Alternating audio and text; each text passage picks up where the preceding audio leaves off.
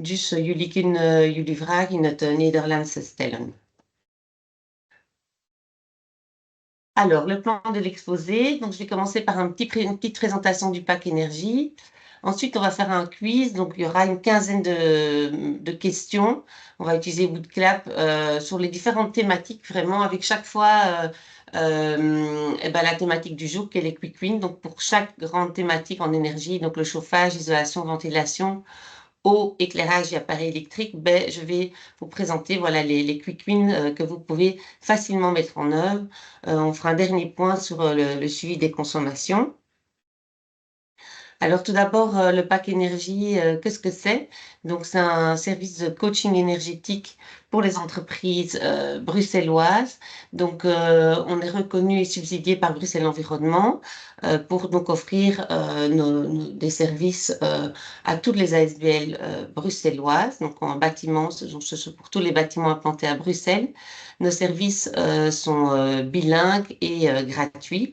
On a un partenariat avec l'ICET ASBL depuis le début du PAC et un bureau d'études à Namur. Alors, quelle est notre méthodologie de travail? Donc, quand on rencontre, quand une demande, une ASBL fait appel à notre service, quand on offre nos services, on a toujours en tête la vision 2050 de la région de Bruxelles-Capitale, qui est que les bâtiments devront être neutres en énergie en 2050, qui est un objectif voilà, vraiment très ambitieux. Donc, le premier service qu'on offre, c'est en général de réaliser un diagnostic énergétique du bâtiment. Donc, on fait la visite du bâtiment à 2 conseils énergie. La visite dure environ une demi-journée et on va relever vraiment toutes les mesures pour améliorer la performance énergétique du bâtiment.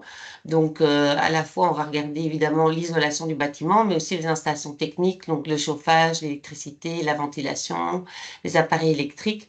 On va regarder aussi s'il y a des inconforts thermiques en été, en hiver. Et sur base de ça, l'ASBL reçoit un rapport où on va vraiment chiffrer, identifier les mesures prioritaires et les chiffrer. Donc, on va chiffrer les économies d'énergie, le coût de l'investissement et les primes. Et on va aussi, très important, identifier tous les quick wins que vous pouvez mettre en œuvre pour aussi avoir des mesures voilà, sans investissement qui vont vous permettre déjà d'économiser de l'énergie. Et donc ça, c'est un service qui est entièrement gratuit. Donc si votre bâtiment est situé à Bruxelles et n'a pas encore eu de diagnostic énergétique, n'hésitez pas à vous inscrire sur notre site pour pouvoir en bénéficier. On pourra faire une visite début 2025. Donc ça va aller assez vite. Donc ça, c'est pour notre service diagnostic. Il faut savoir que suite à ce diagnostic, on propose toujours à la direction de faire une réunion en vidéoconférence où on fait le point sur le diagnostic, on présente le diagnostic, on répond aux questions et surtout on définit vraiment les actions à mettre en œuvre. Donc, quelles sont les premières étapes à réaliser en fonction des moyens humains et financiers de l'ASBL. Ensuite, notre méthodologie, c'est de vraiment faire un accompagnement dans le long terme. Donc, on fait tout d'abord un accompagnement au niveau du suivi des consommations avec la plateforme Energy ID. On crée d'ailleurs un compte lors de la visite de diagnostic et on encode les consommations historiques pour vraiment voir un peu quelle est l'évolution, pouvoir détecter des dérives.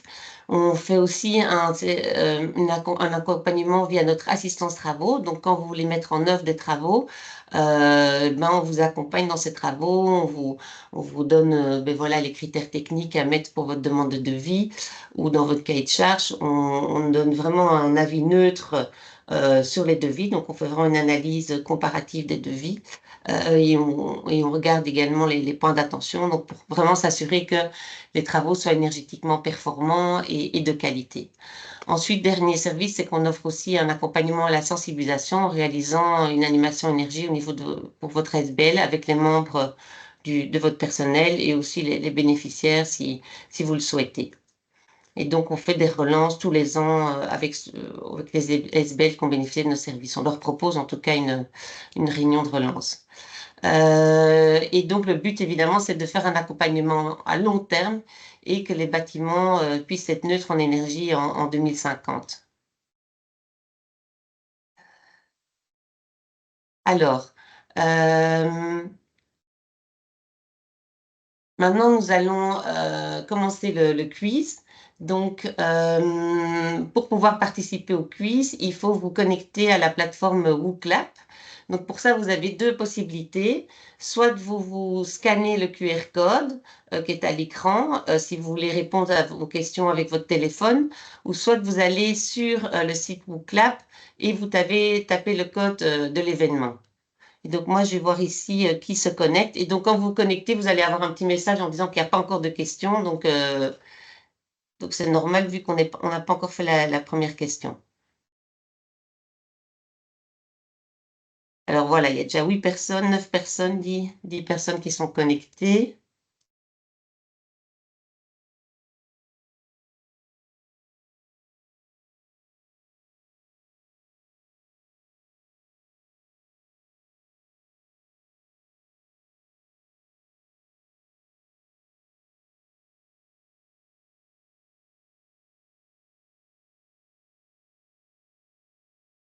Voilà.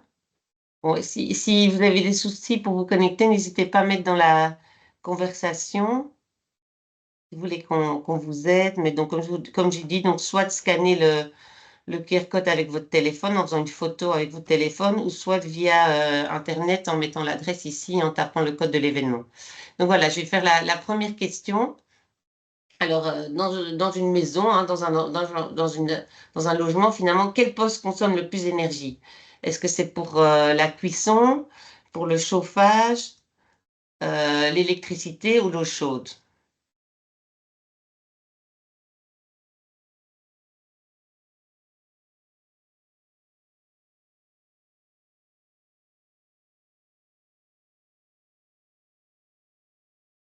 Voilà, 9 personnes ont répondu. N'hésitez pas à répondre, hein. Moi, je ne vois pas qui répond quoi, donc c'est complètement anonyme.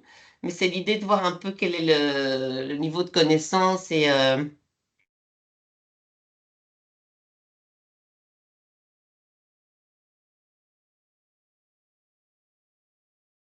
vous allez voir les résultats. Donc, 80% ont mis le chauffage et 2% l'eau chaude sanitaire. Il y a une réponse ici pour la cuisson.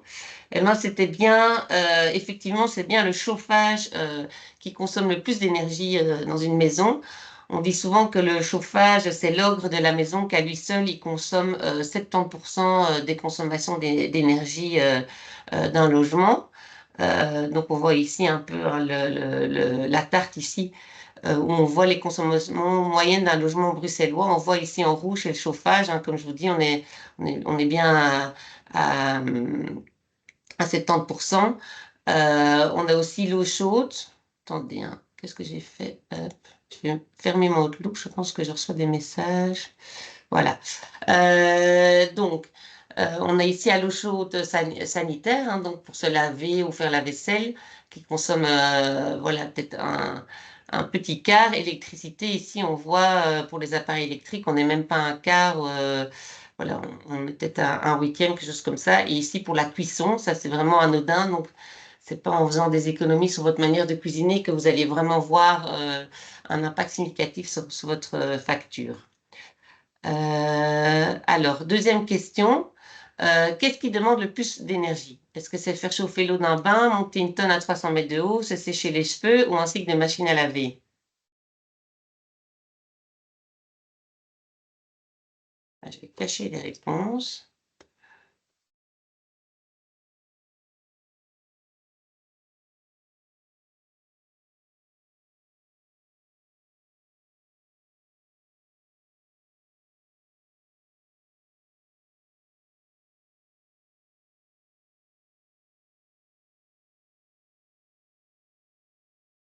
Voilà, ici je remets pour ceux qui sont connectés, si vous voulez participer, il suffit de scanner ici le QR code ou d'aller sur votre clap sur Internet et mettre le code de l'événement. Donc je laisse encore 2 secondes le QR code, parce qu'il y en a qui se sont encore, qui ont rejoint la réunion.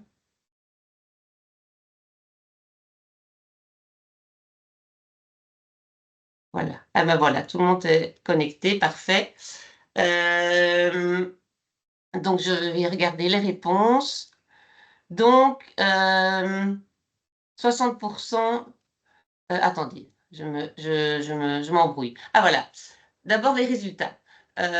Donc on voit que dans les participants, ben, 60% ont mis chauffer l'eau d'un bain et puis il y avait se sécher les cheveux. Et effectivement, c'est bien la bonne réponse. Donc bien, c'est bien faire chauffer l'eau d'un bain qui consomme le plus d'énergie, avec, donc il y avait 60% de bonnes réponses. Petite explication ici. On voit ici que chauffer l'eau d'un bain, donc un bain à 120 litres, qui est vraiment encore un bain raisonnable, si on chauffe l'eau, si l'eau passe de 10 degrés à 38 degrés, on aura consommé quasiment 4 kWh. Si on compare à monter une tonne, c'est équivalent d'un gros tracteur en haut de la Tour Eiffel, à 300 mètres de haut, là, en fait, on aura consommé 4 fois moins. On n'aura même pas consommé 1 kWh, ce qui peut paraître surprenant en se disant, ben voilà, on peut s'imaginer que monter un gros tracteur en haut de la Tour Eiffel consomme beaucoup d'énergie.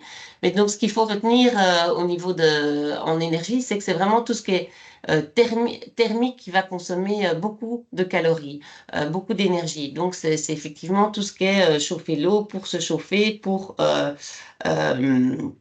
se laver. Ça va être aussi tout ce qui est frigorie, donc produire du froid consomme aussi beaucoup d'énergie avec l'air conditionné, mais le mécanique, par contre, ne consomme pas beaucoup d'énergie.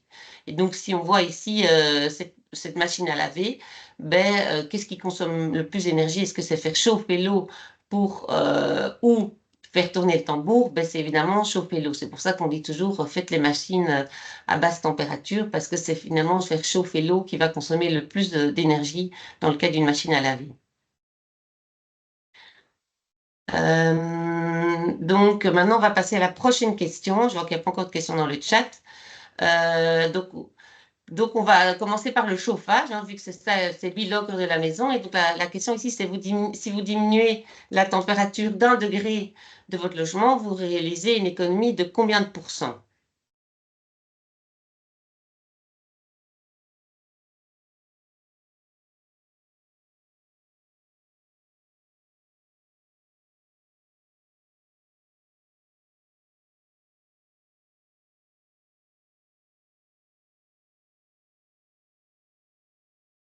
Donc, je vais aller voir les résultats.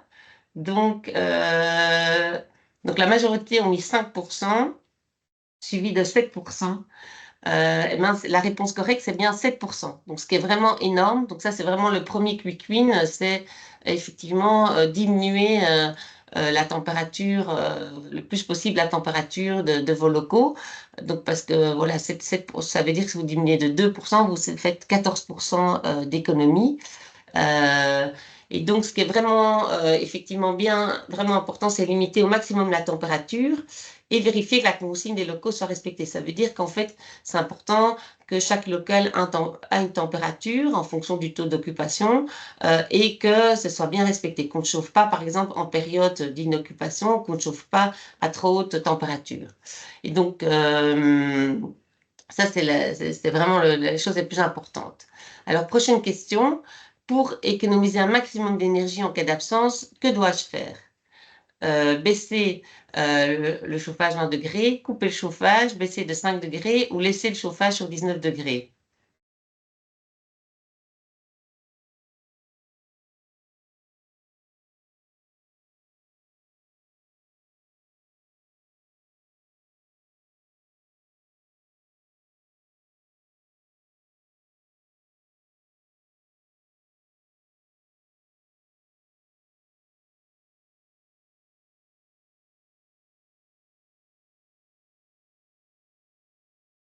Alors, je vais aller voir les résultats.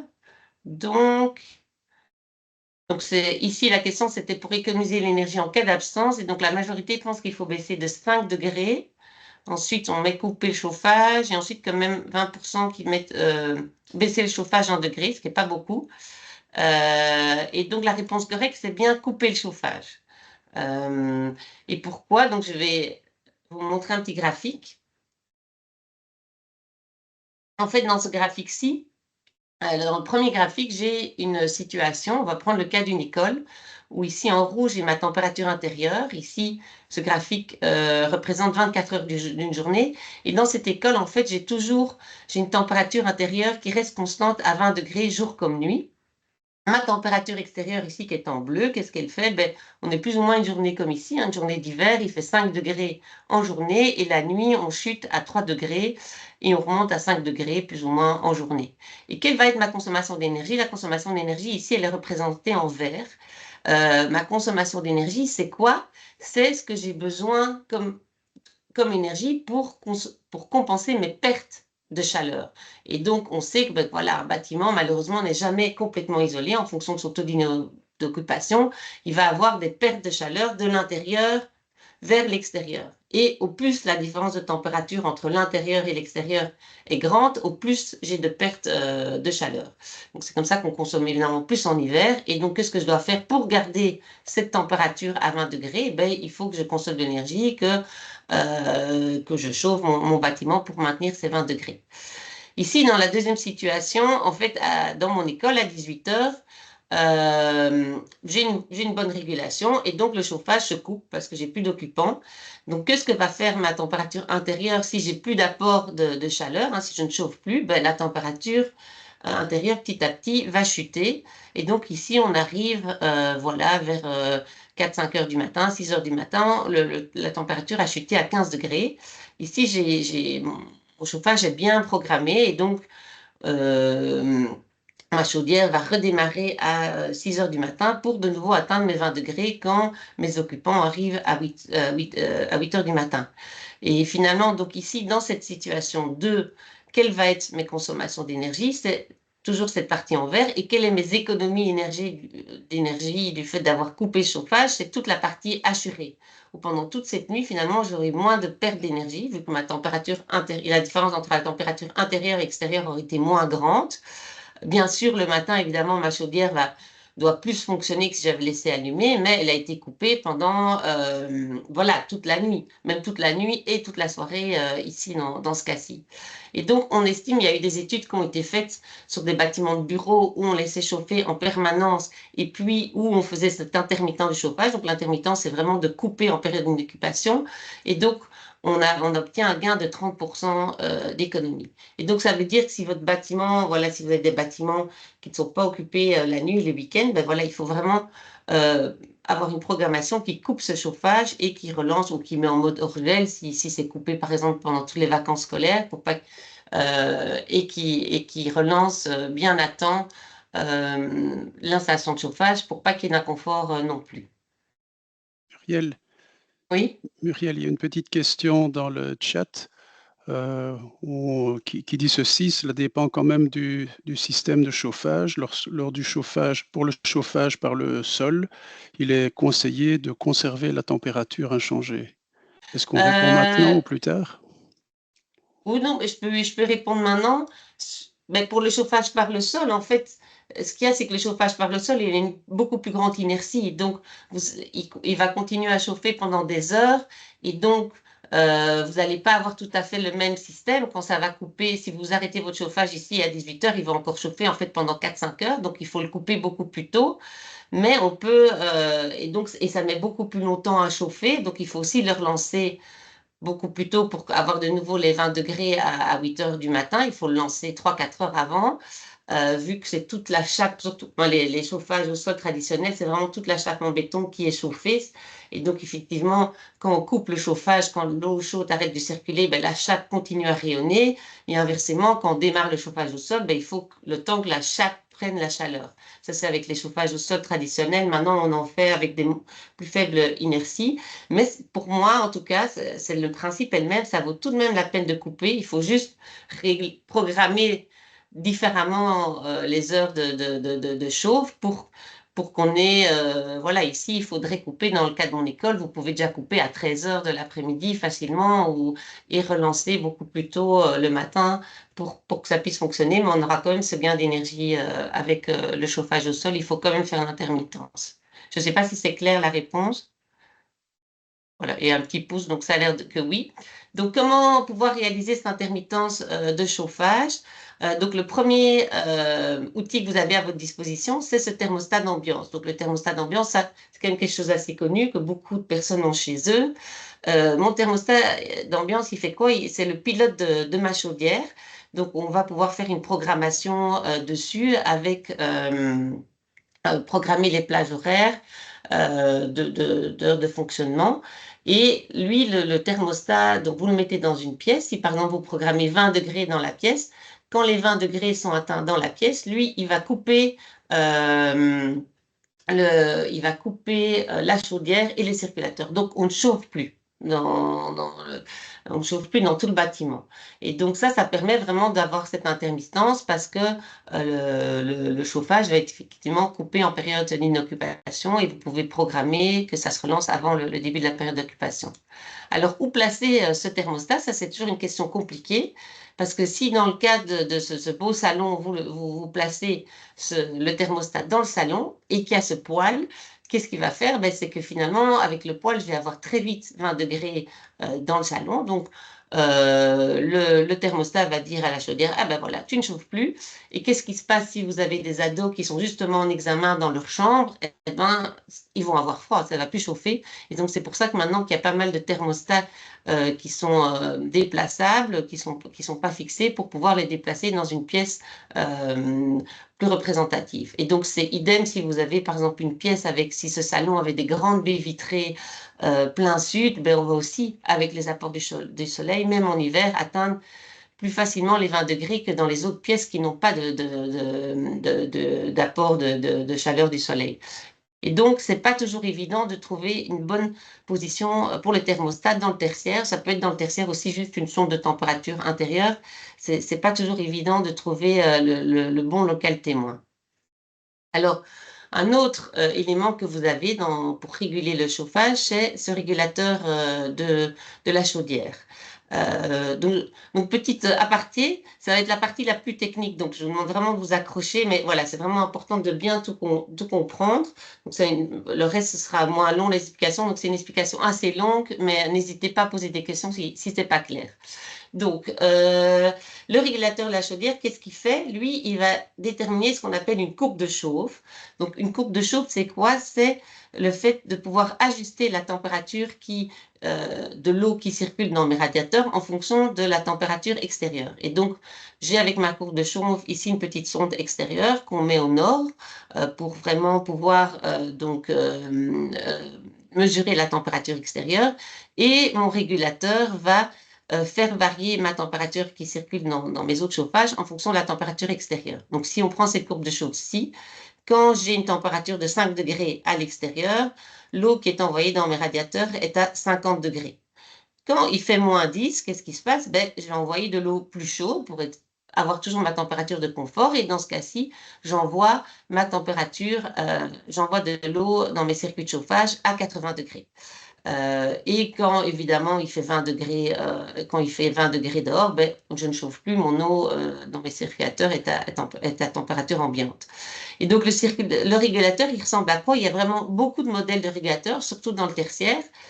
Sur les petites chaudières, ben, le régulateur, par exemple, si vous achetez une chaudière Wittmann, vous allez avoir votre régulateur qui est dans la chaudière. Donc, vous allez pouvoir régler votre courbe de chauffe directement sur votre chaudière. Il y a aussi des régulateurs qui ressemblent à un thermostat d'ambiance, mais où vous pouvez, dans le régulateur, changer votre courbe de chauffe. Et puis, il y a aussi, par exemple, ce type de modèle-ci, qu'on voit quand même assez souvent encore, de la marque Tempolec, qu'on voit plutôt sur des anciennes installations, mais qu'on voit voilà, pas mal dans le tertiaire, qui là, vous avez une petite horloge et vous allez pouvoir régler les heures de fonctionnement, vous allez pouvoir régler avec les petits boutons ici la courbe de chauffe. Et donc ça, c'est des boîtiers de régulation. Donc concrètement, en fait, il y a des chaudières qui n'ont pas de régulateur et de sonde extérieure et donc qui fonctionnent simplement avec la température qu'on choisit manuellement. Donc vous ne savez pas avoir cet ajustement qui se fait automatiquement. Et il y a aussi beaucoup dans le tertiaire, donc des installations qui n'ont pas de thermostat d'ambiance parce que simplement, par exemple, dans les centres d'hébergement collectif, les accueils de jour et tout ça, il n'y a pas vraiment de local témoin et qui fonctionne uniquement avec un régulateur où il n'y a pas de coupure de nuit, il y a juste voilà, ce régulateur. Donc, je vais donner un autre exemple pour bien comprendre. Donc, ici, j'ai donc un exemple avec une courbe de chauffe où là, il fait à 10 degrés, quand il fait 10 degrés dehors, j'envoie de l'eau à 75 degrés. Donc, ce qui est quand même assez chaud. Et justement, donc, qu'est-ce qui se passe ici? Si j'envoie de l'eau à 75 degrés, donc ici, c'est ma chaudière, et j'envoie donc de l'eau à 75 degrés dans tous les radiateurs de mon bâtiment. Après avoir fait le tour de tous les radiateurs, mon eau revient à 60 degrés à ma chaudière. Et qu'est-ce qui se passe? C'est que je me rends compte que, en fait, ici, mon retour de chaudière, mon retour d'eau chaude à la chaudière, j'ai une chaudière au gaz à condensation, mais l'eau à 60 degrés, elle est trop élevée pour que ma chaudière condense. Parce qu'il faut savoir que pour qu'une chaudière à condensation condense, et donc qu'elle consomme 10 à 15% de rendement en moins, qu'elle consomme 10 à 15% d'énergie en moins, il faut qu'elle puisse condenser. Et donc, pour qu'elle puisse condenser, il faut que le retour d'eau vers la chaudière soit un maximum 50 degrés, voire 55. Mais donc, à 60 degrés ici, mais finalement, ma chaudière, elle ne condense pas. Et donc, j'ai une belle installation à chaudière à condensation, mais je n'ai pas ce gain de la condensation. De plus encore, deuxième problème, c'est que je vais avoir beaucoup de pertes de chaleur ici avec dans mes tuyaux de chauffage. L'eau est à température très élevée, elle va circuler dans le bâtiment, donc je vais avoir plus de pertes de chaleur dans mon bâtiment. Ensuite, dans ce bâtiment, donc, qui est par exemple un accueil de jour ou une école où je n'ai pas de son d'intérêt au thermostat d'ambiance, comment ça fonctionne? C'est que on a simplement programmé ma courbe de jour qui est ici et ma courbe de nuit, on a programmé un abaissement. On dit, ah ben, la nuit, on va diminuer, on va envoyer de l'eau chaude de l'eau moins chaude dans les radiateurs, comme ça on va moins chauffer ou plus chauffer du tout. Mais qu'est-ce qui se passe ici? C'est qu'on voit que cette courbe de nuit qui est en bleu et la courbe de jour qui est en orange, ben la nuit, quand il fait 10 degrés dehors, j'envoie encore de l'eau à 60 degrés. Et donc 60 degrés, de l'eau qui circule à 60 degrés dans le bâtiment, ben, finalement, le bâtiment continue à chauffer. Et donc, en fait, alors que la direction a programmé, a demandé au chauffagiste, ah ben voilà, mon bâtiment n'est pas occupé, donc je ne vais pas chauffer, on se rend compte qu'on continue à chauffer. Et donc, ça, c'est vraiment quelque chose qui arrive très fréquemment, où nous, on visite beaucoup de bâtiments lors de nos diagnostics, où on se rend compte qu'en fait, les courbes de jour, on chauffe tellement à haute température en journée que même en faisant l'abaissement la nuit, ben, ça continue à chauffer. Et donc là, il y a donc vraiment une perte d'énergie et un gros quick win à aller chercher, c'est de dire, ben, en fait, quand le bâtiment n'est pas occupé, on ne chauffe pas. Et en plus, troisième problème encore, quatrième problème avec le fait d'envoyer de l'eau à 75 degrés, c'est que si je fonctionne, c'est que si j'ai une vanne qui est sur 5 dans des locaux et donc qui est ouverte en permanence, c'est la vanne sur 5, elle est ouverte en permanence, ben avec de l'eau à 75 degrés, je vais avoir beaucoup plus vite une température très élevée dans cette pièce que si j'avais envoyé de l'eau à 50 degrés, où là, ben, même si la vanne est ouverte en permanence, ben, je ne vais pas atteindre des températures, je ne vais jamais atteindre 30 degrés ou 25 degrés dans la pièce. Et donc ça, c'est encore un autre problème avec les vannes, c'est qu'avec des températures trop élevées, c'est que si on ne gère pas bien les vannes thermostatiques, on va avoir de la surchauffe. Donc ça, j'ai fait. Alors oui, ici, dernier exemple. Ça, c'est l'exemple, donc ma courbe de chauffe ici qui était très élevée. Si maintenant ici, j'abaisse mes courbes de chauffe, ici par exemple en journée, je suis beaucoup plus bas. Hein. À 10 degrés, j'envoie de l'eau à 55 degrés en journée. Et ben, et la nuit ici, je n'envoie plus que de l'eau en rabaissant bien la courbe à 30 degrés. Donc ce qui est beaucoup plus acceptable d'envoyer de l'eau la nuit à 30 degrés dans les chauffages qu'à 60 degrés. Et donc là, c'est vraiment une bien meilleure courbe de chauffe qui va nous permettre voilà, de moins consommer de l'énergie. Alors ici, ben, le régulateur en conclusion, si on reprend le graphique, ici, si on fait l'intermittence de chauffage, donc la nuit et le week-end par abaissement de température, juste en abaissant les courbes de chauffe, on va être ici, on va être sur cette courbe rouge, donc on aura consommé toute la partie en vert. Finalement, on se rend compte qu'on consomme beaucoup plus que si on fait l'intermittence en coupant le chauffage, qui est la courbe ici en vert, hein, qui était le premier graphique que je vous ai montré, où on va avoir vraiment tout ça en plus en gain d'économie d'énergie. Donc, que vous partiez en week-end, que ce soit chez vous, vous partiez en week-end ou en vacances ou dans votre bâtiment, voilà, il faut toujours mieux couper en période d'absence. Alors, comment vérifier si j'ai un bon réglage? Voilà, parce que l'idée ici, c'est de vous donner des outils, hein, d'avoir des quick wins. Donc, la première chose, c'est que vous pouvez aller voir simplement dans votre chaudière quelle est la température de départ et de retour de votre chaudière.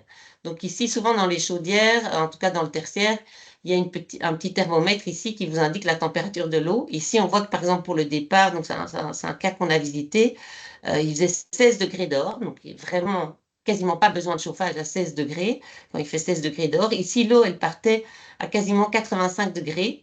Et évidemment, elle faisait tout le tour du bâtiment, les tuyaux ne sont pas isolés, donc ils perdent leur chaleur dans tout le bâtiment. L'eau revenait à 60, donc la chaudière ne condensait pas du tout avec une chaudière à condensation. Et là, juste en voyant ça, vous pouvez vous dire instinctivement, voilà, de l'eau à 80, plus de 80 degrés quand il fait 16 degrés, c'est trop élevé. On peut se dire qu'avec, quand il fait 16 degrés, avec 50 degrés, on a largement assez pour chauffer un bâtiment, même pas du tout isolé. Donc là, on peut déjà se dire, oui, en fait, il y a quelque chose qui ne va pas, et appeler le chauffagiste ou appeler Bruxéo. Une autre mesure, une autre chose à faire, ce que nous on fait, en tout cas quand on fait nos diagnostics, c'est qu'on pose des enregistreurs de température. Donc c'est des petits appareils qui sont vraiment fort utiles parce qu'ils vont mesurer la température dans une pièce, par exemple toutes les 5 minutes. Ils mesurent aussi le taux d'humidité. Et donc vous allez avoir, ça va générer des graphiques où par exemple on voit comme ici que ici, on a les 5 jours de la semaine, hein, on a chaque fois la journée et la nuit, avec chaque fois un abaissement la nuit. Ici, on a les week-ends, on voit qu'on a vraiment un bon abaissement, on descend à 14 degrés le week-end, à plus ou moins 15 degrés la nuit. Donc, on peut dire ici, ah ben voilà, là, j'ai mon chauffage est bien régulé, j'ai une bonne intermittence. Si vous aviez, comme nous, on a souvent des graphiques où on reste à 20 degrés jour et nuit, ben, on peut se dire, ah ben en fait, là, je continue à chauffer mon bâtiment la nuit. Et donc, ça, soit si vous êtes gestionnaire de bâtiment, que vous avez plusieurs bâtiments, je vous conseille vraiment d'en acheter, ça coûte 50 euros. Ou si pas, nous, on peut vous en prêter gratuitement pour que vous fassiez votre campagne de mesure. Aussi, très important, c'est que nous, dans le cadre de diagnostic, on analyse aussi la régulation, on prend vraiment du temps pour analyser. Donc, si vous n'avez pas encore de diagnostic, on peut le faire dans ce cadre-là. Et on peut aussi réaliser un check-up chaufferie qui là est vraiment une analyse approfondie de votre installation de chauffage où on fait une campagne de mesure. On fait justement la campagne de mesure sur en fait les tuyaux de chauffage, sur le départ et le retour pour voir justement si la régulation est bonne, si la chaudière condense bien. Avec l'accord du gestionnaire, on modifie la régulation, à la fois la programmation des horaires, mais cette fameuse courbe de chauffe. On peut le faire dans le cadre d'un diagnostic. Et donc, on analyse aussi le rendement de l'installation. Et donc, voilà. Donc, si vous voyez, suite à ce webinaire que vous dites, tiens, finalement, mon installation n'a pas l'air réglée de manière optimale, mais n'hésitez pas donc à faire appel à nous pour qu'on vienne faire une campagne de mesure et changer avec vous la régulation.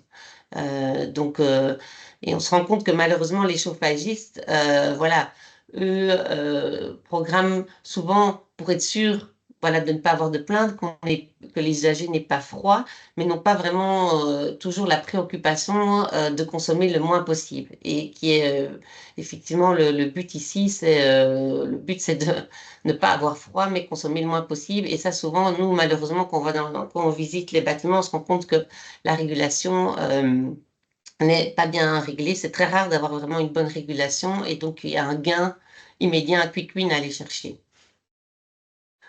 Je pense que j'en ai fini avec la partie chauffage. Alors, est-ce qu'il y a des questions? Ça n'a pas l'air. Est-ce que tout est clair? N'hésitez pas à lever la main si il y a des explications qui n'étaient pas claires. Donc, si tout était clair, alors je vais continuer la présentation. Alors, dans une pièce où il fait froid et où la vanne thermostatique est sur 1, pour avoir plus vite 20 degrés, je tourne la vanne sur combien?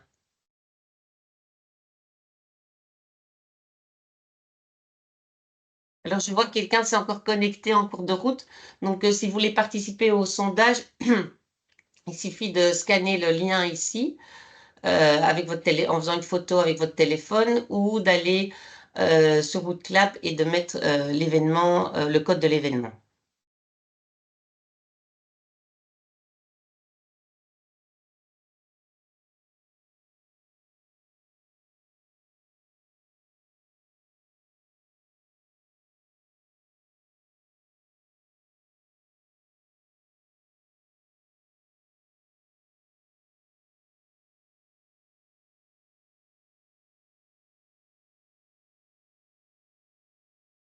Alors, on va aller voir les résultats. Ben super, 60% ont donné la bonne réponse, donc c'est bien sur 3. Donc la question c'était pour avoir au plus vite 20 degrés. Je tourne la vanne sur combien? Mais c'est bien sur 3 et effectivement ce n'est pas sur 3 et 4, je vais l'expliquer maintenant. Donc une vanne thermostatique, comme son nom l'indique, il y a un petit thermostat qui est intégré et donc chaque numéro correspond à une température souhaitée. Et donc 3 c'est bien 20 degrés, 4 c'est 24 degrés et 5 c'est vraiment la vanne qui se ferme jamais, qui est toujours qui chauffe toujours. Et comment ça fonctionne une vanne thermostatique? En fait, une vanne thermostatique, elle a un clapet qui est soit ouvert ou fermé. Et elle a ici une poche de gaz. Le gaz va se dilater avec la chaleur et en se dilatant, le clapet va venir, va se fermer. Et donc, je pensais avoir ajouté des slides, mais ils ne sont pas là. Mais c'est pas grave, je vais expliquer sans ça. Et donc, qu'est-ce qui se passe si j'ai 20 degrés, si j'ai pas encore mes 20, si ma vanne est sur 3 et que j'ai pas encore mes 20 degrés dans la pièce, ben le chauffage chauffe. Si dès que j'ai mes 20 degrés, qu'est-ce qui se passe? Ben, le clapet se ferme et l'eau chaude n'entre plus ici dans mon radiateur. Donc ça, c'est la vanne thermostatique. Donc il y a différents types de vannes. Il y a tout d'abord le modèle standard. Il y a aussi c'est ça que j'avais rajouté, la photo n'est pas là, mais il y a aussi les vannes qui sont non thermostatiques, qui correspondent comme ça à un petit robinet qui sont plus petits qu'une vanne thermostatique. Et ça, c'est des vannes manuelles, donc où il n'y a pas de thermostat, qui fonctionnent comme un robinet d'eau, qui sont soit beaucoup ouverts ou complètement ouverts. Et donc, les vannes thermostatiques sont ces vannes ici avec les numéros. Soit il y a le modèle standard ou soit il y a des modèles avec clips, donc qui correspond à une plage de température. Euh, donc, ici, la plage de température, soit vous pouvez la régler avec des petits clips comme ça, mais on se rend compte que c'est quand même assez fragile, donc c'est vraiment déconseillé de le mettre dans l'institutionnel, dans une école par exemple. Et donc, une autre manière d'avoir cette plage de température, c'est cette coque en plastique. Et donc, qu'est-ce qu'elle vous permet de faire, cette coque en plastique? C'est elle définit une température, par exemple, d'étoile à 3, donc on ne peut pas aller au-delà de 3. Et donc, ça permet à l'usager de pouvoir quand même choisir sa température, mais que le gestionnaire définisse une température maximale. Et donc, ces coques en plastique sont assez robustes quand même, donc c'est quand même c'est intéressant de le mettre voilà, justement dans le secteur tertiaire. Vous avez ici le modèle institutionnel, ça c'est aussi grand qu'une vanne thermostatique, mais elle n'a pas de numéro et on l'appelle vanne institutionnelle parce que c'est vraiment une vase très robuste. Et donc ça, comment est-ce qu'elle fonctionne? En fait, ici, c'est le technicien qui va choisir la température souhaitée et ensuite, elle tourne fou. Et donc, l'occupant n'a vraiment aucune marge de manœuvre sur la température de la pièce. Et donc ça, elle est vraiment, par exemple, très adaptée, par exemple, dans un réfectoire d'école secondaire où finalement on se dit, ben, on veut telle température dans notre réfectoire et c'est pas aux usagers à choisir la température.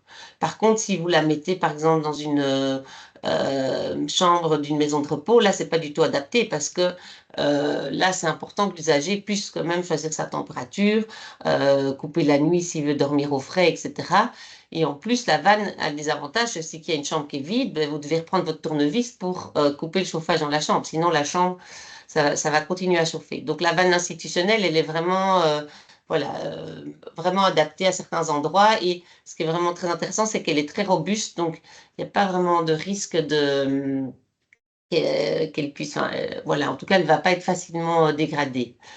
Ensuite, il y a la vanne programmable. C'est là comment est-ce qu'elle fonctionne. C'est comme un mini thermostat sur la vanne. Vous allez pouvoir vraiment programmer toute votre semaine sur une vanne pour voir quand vous chauffez, à quelle température.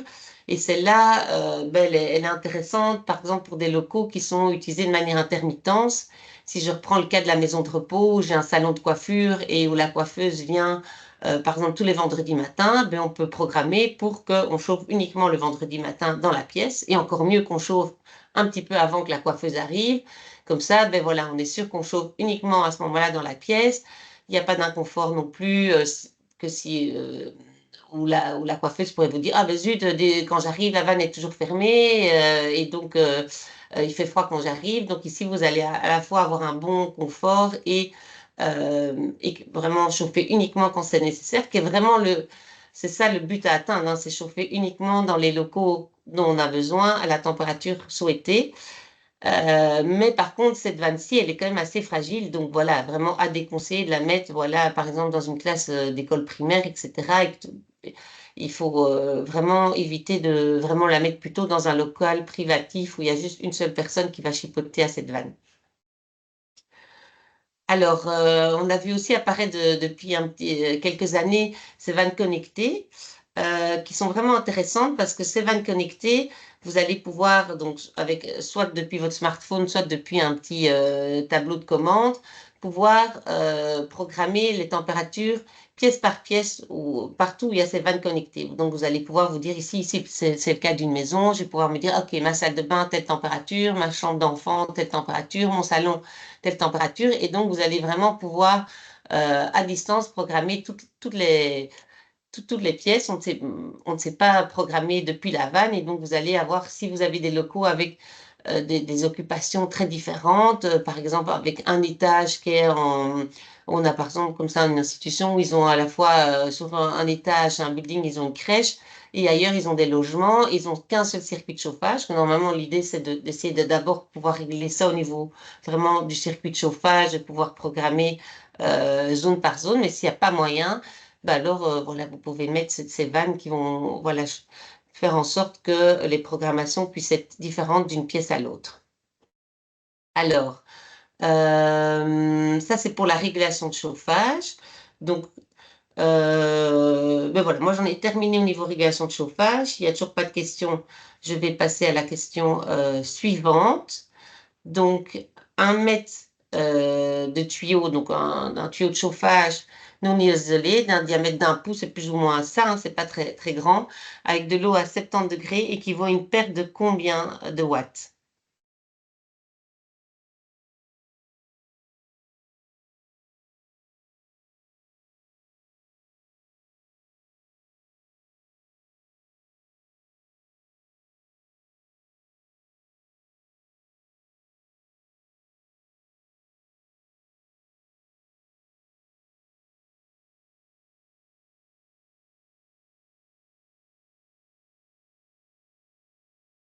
Voilà, je vais aller voir les résultats.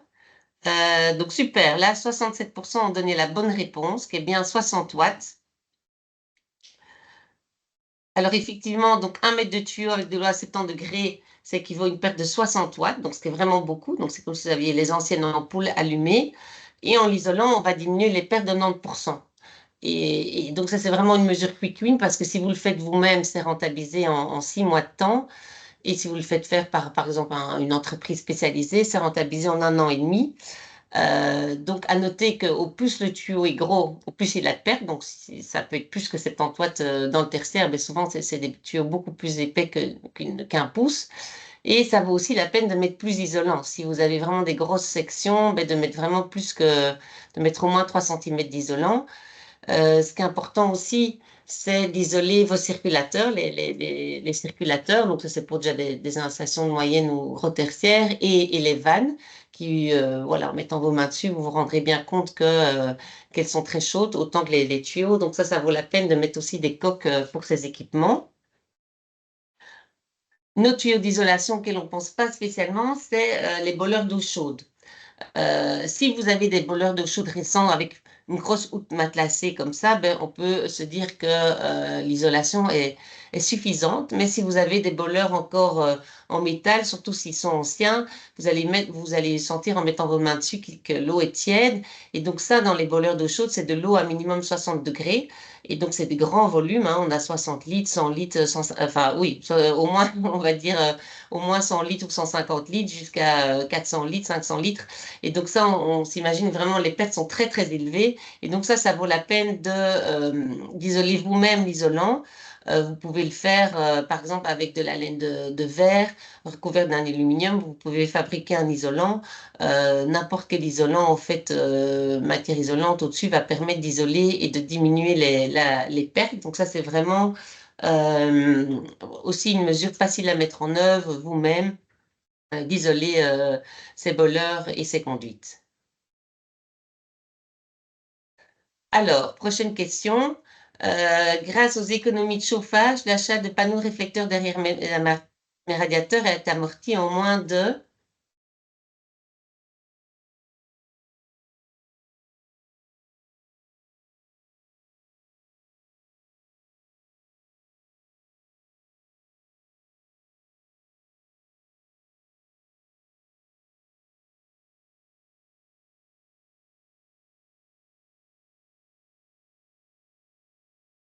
Voilà, alors...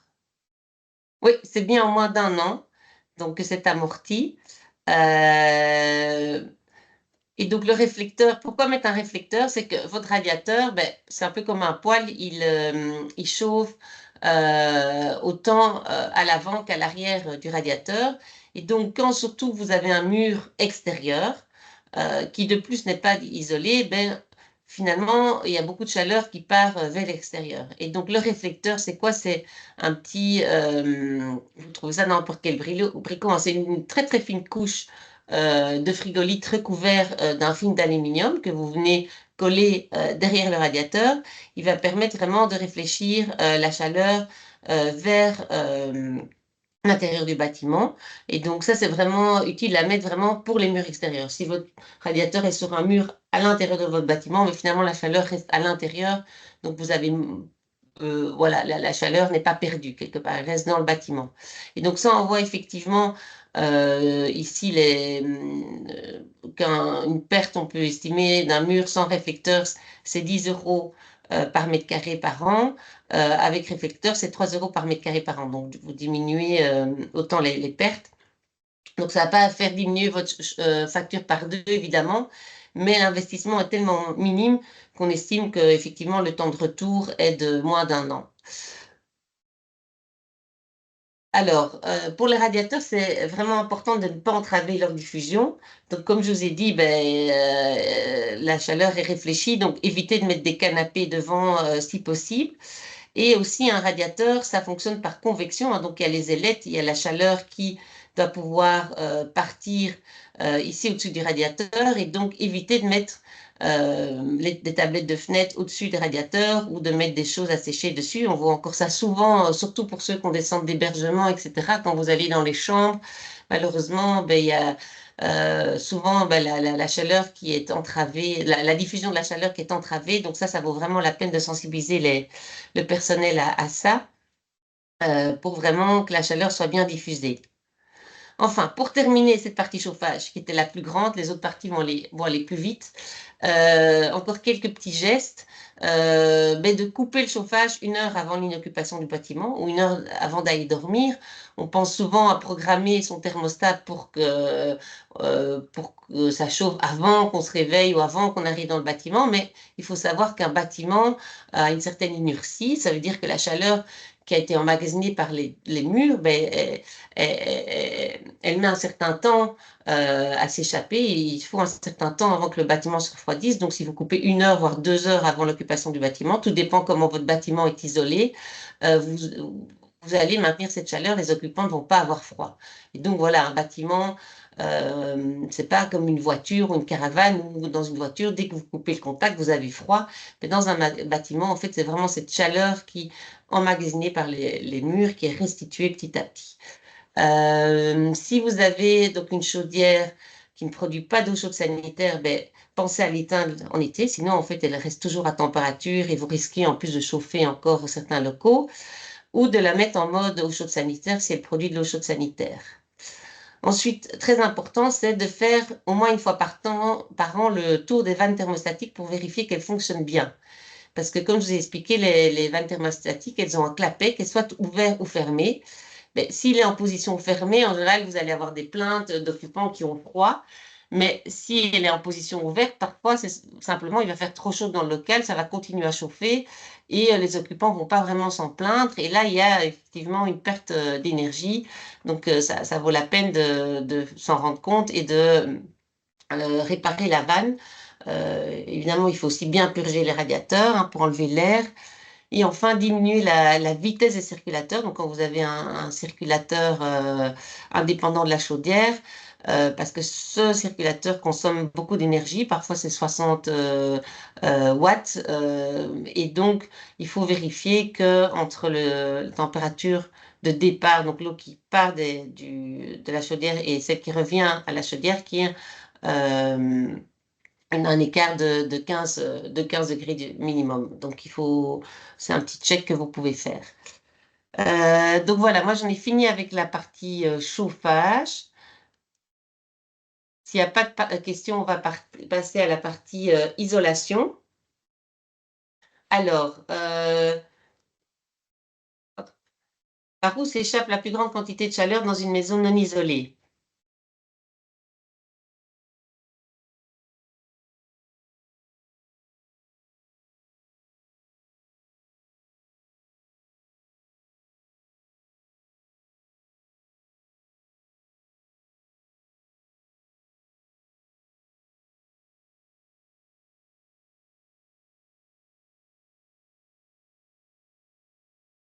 Il y en a qui n'ont pas encore répondu. Il y a comme je dis, je ne vois pas qui répond quoi, donc n'hésitez pas à vous lancer. Il n'y a pas vraiment d'enjeu.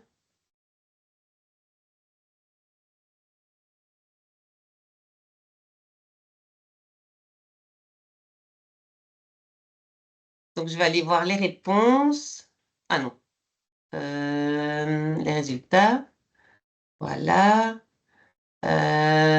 Alors c'est bien par la toiture que s'échappe la plus grande quantité de chaleur. Donc 3/4 ont donné la bonne réponse.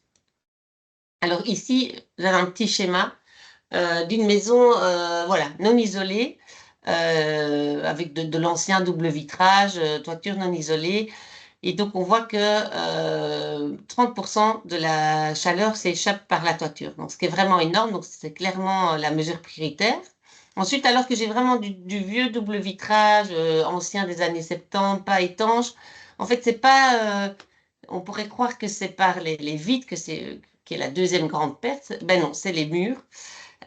Et pourquoi les murs? Simplement parce que, en fait, dans une maison traditionnelle, dans un bâtiment classique, on va dire, j'ai 2/3 de murs pour 1/3 de fenêtres. Et donc, même si par mètre carré, j'ai plus de quantité de chaleur qui s'échappe par mes fenêtres, ben, au final, sur mon bâtiment, j'ai plus de chaleur qui s'échappe par les murs. Et donc, après, les murs, c'est tout ce qui est air renouvelé. Donc, ça, c'est vraiment le manque d'étanchéité à l'air du bâtiment. Donc, toutes les fuites qu'il peut avoir, que ce soit par ben, principalement les fenêtres et les portes, mais aussi voilà, la toiture, les cheminées, etc. Ensuite, j'ai 5% par les ponts thermiques et 7% par le sol, quand on est vraiment sur le terre-plein, sur la terre. Si c'est des caves, c'est un peu plus. Et donc voilà, et donc ça c'est voilà, le topo. Donc si on commence par les châssis et les vitrages, on se rend compte que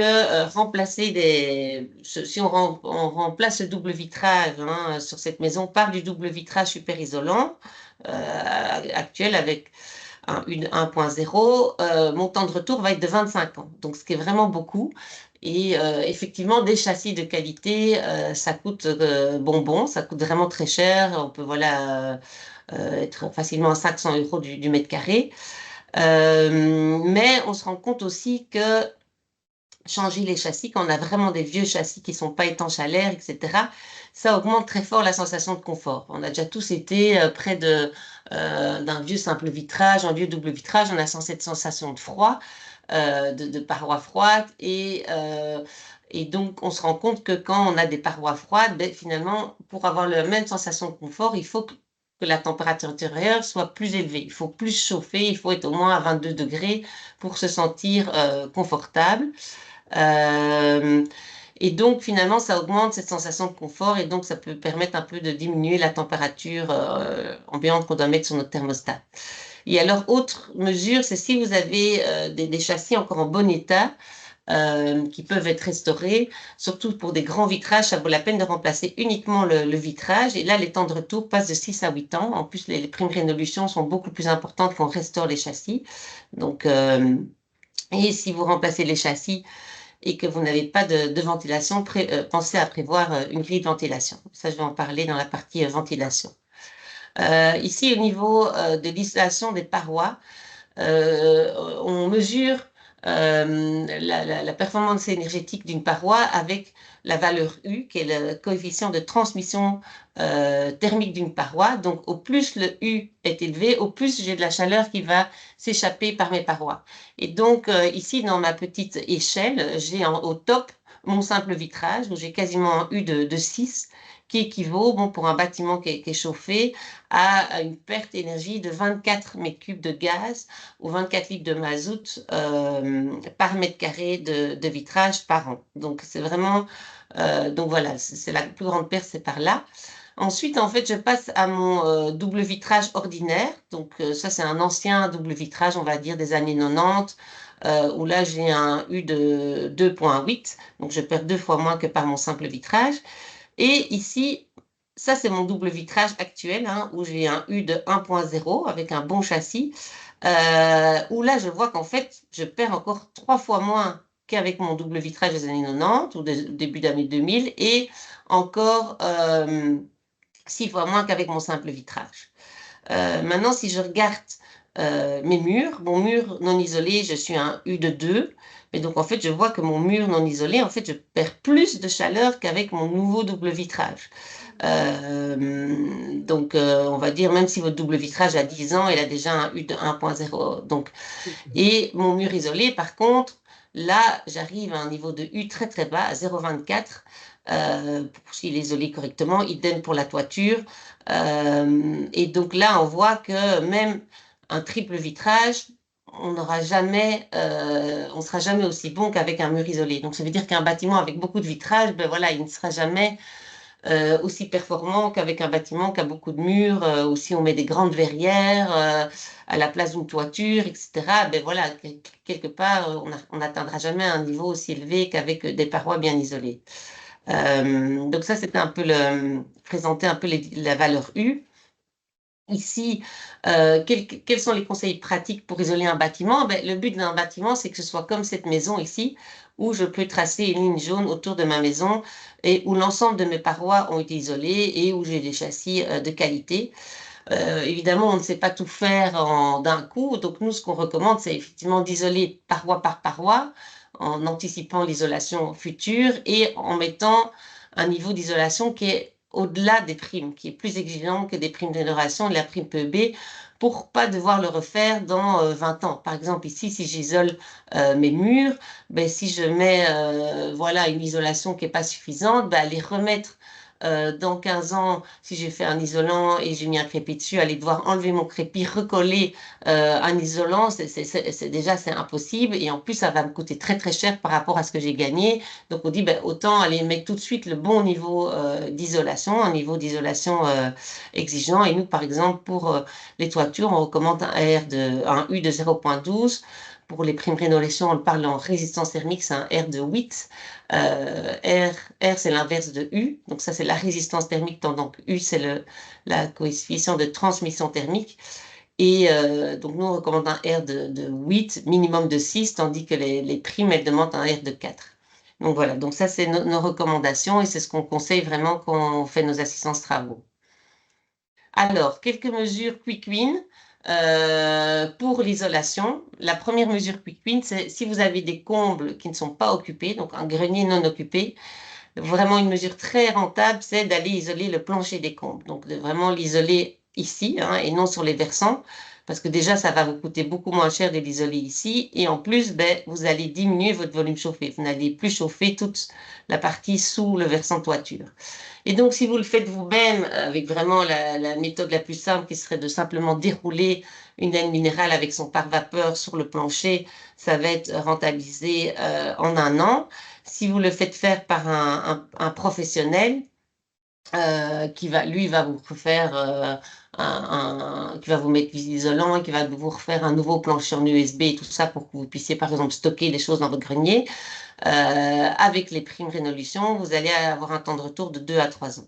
Mais donc voilà, c'est vraiment des temps de retour très très faibles, avec des gros gains évidemment à la clé, vu qu'on a vu 30% des pertes, c'est par les murs. Peut-être je vais repasser ici à la deuxième mesure, le deuxième perte de mon bâtiment, c'était mes murs. Et qu'est-ce qu'on peut faire en quick win dans les murs? C'est si vous avez une coulisse de minimum 4 cm, c'est isoler la coulisse. Et donc ça, c'est une mesure quick win parce que quelque part, elle est facile à mettre en œuvre. Il suffit de faire venir une société qui va venir injecter dans vos murs des petites billes de polystyrène extensé, donc c'est de la frigolite, qui est extrudée, enfin voilà, c'est en gros des petites billes de frigolite qui va remplir toute la coulisse.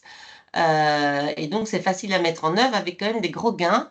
Ici, si on a un bâtiment avec 250 mètres carrés de surface isolée, vous allez avoir un coût d'investissement de 8 750, des primes Rénolution de 5 000 euros et un gain annuel de 1 327 euros par an. Alors maintenant, on sait tous que les primes Rénolution, il y a eu vraiment un gros couac en 2024. Finalement, toutes les factures 2024 vont pouvoir bénéficier des primes, mais on n'a pas encore les primes 2025. On ne sait pas, il y aura, ça c'est certain, il y aura des primes, mais on n'a pas encore le montant par poste. Et donc ici, j'ai mis les deux temps de retour. J'ai mis le temps de retour avec les primes 2024, on était à 2,8 années, donc ça c'est vraiment rien pour ce type de travaux. Et sans prime, on est seulement à 6,5 années, alors que vous savez que votre coulisse, une fois qu'elle est isolée, c'est parti pour 40 ans, 50 ans. La frigolite va toujours rester là, elle ne va pas se dégrader. Donc, c'est encore vraiment des temps de retour très petits. Comme je vous ai dit, il faut déjà qu'il y en ait une, qu'elle soit suffisamment large. Sinon, l'isolant ne va pas pouvoir bien se mettre, ça vaut moins le coup. Si vous avez vraiment une brique qui est peinte avec un isolant, avec une peinture qui n'est pas respirante, ça, c'est à éviter aussi, parce que alors l'humidité qui est produite à l'intérieur va pas pouvoir bien s'échapper. Donc ça, c'était pour l'isolation de la coulisse. Euh, enfin, une autre mesure vraiment quick win, c'est l'isolation des planchers des caves, auxquels on pense pas souvent, mais ça permet vraiment de diminuer le volume chauffé, que toute la chaleur du bâtiment ne part pas vers vos caves. Et ça, une technique vraiment très très peu coûteuse, c'est de projeter une mousse. C'est de la mousse lissimène sur vos plafonds des caves. Et ça, c'est vraiment un très bon marché. Donc ici, pour une surface de 36 mètres carrés, ça, c'est vraiment des devis qu'on a reçus. C'est un coût d'investissement de 1 420 euros. J'ai des primes voilà, qui couvrent 90% de mon coût d'investissement. Et donc ça, avec prime, c'est rentabilisé en un an et sans prime, c'est rentabilisé en 7 ans. Donc ça, c'est vraiment aussi une mesure quick win. Si vous avez des tuyaux de chauffage sur vos plafonds, là, c'est tout bénéfice parce qu'ils vont être isolés en même temps que votre, euh, que votre plafond. Après, si vous avez des boîtiers électriques et tout ça, il faut toujours voir, effectivement, peut-être faire venir, si l'électricité est toute récente et en norme et tout ça, il n'y a pas trop de risque parce qu'il y a des tire-fils et donc vous savez encore toujours changer. Si c'est une électricité très ancienne, etc., voilà, il faut peut-être quand même faire venir votre électricien avant pour voir un peu euh, s'il ne faut pas déplacer certaines choses avant de projeter. Donc ça, c'était pour l'isolation du plafond des caves.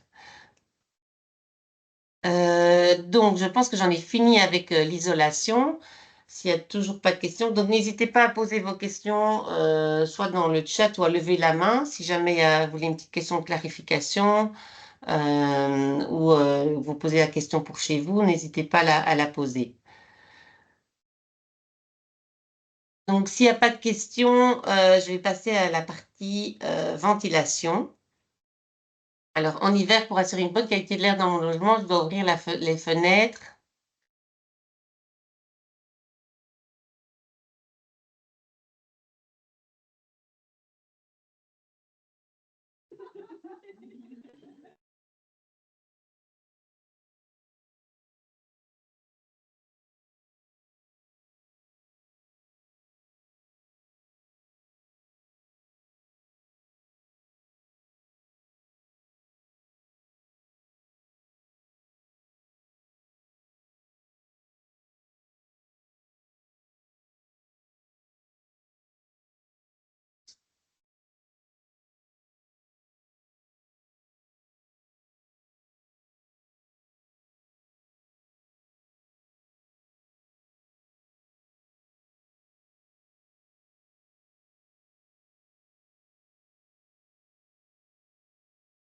Alors, je vais regarder les réponses.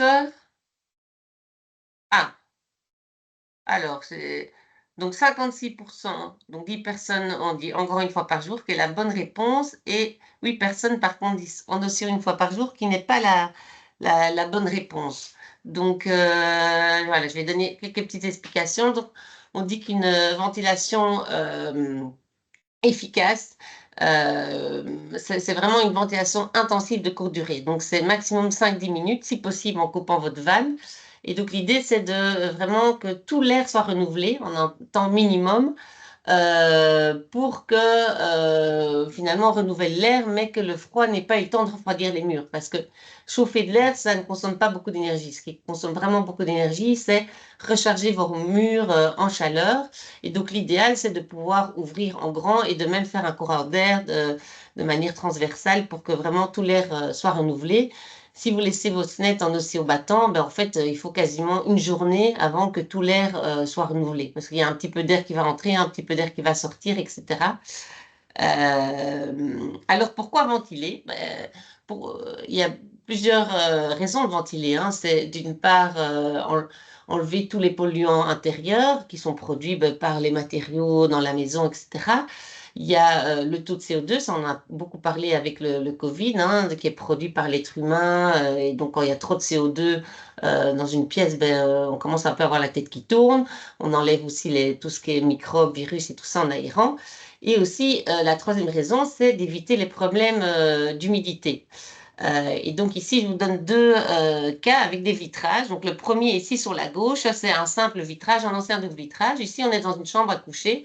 Et le matin, la personne se lève et la vitre est toute mouillée. Ça, on a déjà tous connu, comme ça, on voit une vitre toute mouillée. Qu'est-ce qu'on se dit? Oui, oui, oui. Ici, on n'a pas aéré. En ouvrant la fenêtre, on aère et la vitre se sèche. Dans le deuxième cas de figure, dans ma chambre, j'ai mis des nouveaux châssis. Maintenant, j'ai un nouveau châssis, double vitrage, super isolant, mais j'ai pas mis de grille de ventilation. Et petit à petit, ça vient pas tout de suite. Tout d'un coup, je vois ces taches noires sur le rebord de ma fenêtre et je me dis, tiens, qu'est-ce que c'est que ça? Et en fait, c'est quoi ces taches? C'est du moisi, c'est simplement l'eau la vapeur d'eau qui est dans l'air qui a été se condenser sur le rebord de fenêtre. Et donc, il faut savoir qu'un adulte produit l'équivalent d'un verre d'eau, de vapeur d'eau en une nuit. Et donc, cette vapeur d'eau qu'on produit, elle est dans l'air hein, de la chambre. Et qu'est-ce que fait la vapeur d'eau? C'est qu'elle va se condenser toujours sur les parois les plus froides. Et dans mon premier avant, ma paroi la plus froide, c'était mon vitrage ou mon châssis. J'ai un vieux châssis en aluminium, le châssis était aussi tout trempé.